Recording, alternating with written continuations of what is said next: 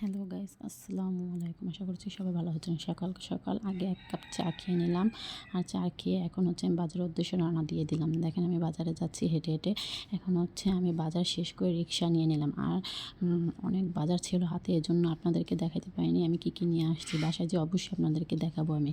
যাই হোক গ্যাস, এখন বাজার শেষ করে রিক্সা দিয়ে বাসায় যাচ্ছি।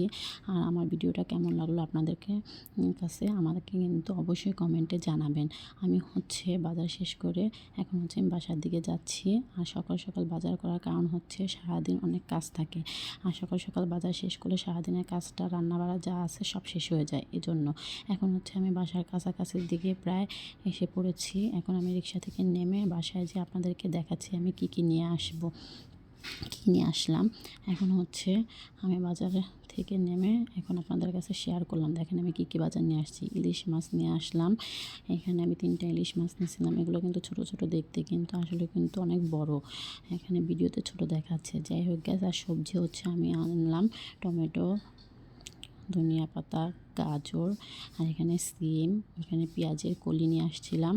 আর সিমগুলো আমার গাছেরই ছিল। অনেকগুলো সিম আমাদের গাছ থেকে পেরেছি। আপনারা যদি সিমের ভিডিওগুলো আমার সিম গাছের ভিডিও দেখতে চান তাহলে আমি আপনাদেরকে পরবর্তী ভিডিও দেখাবো।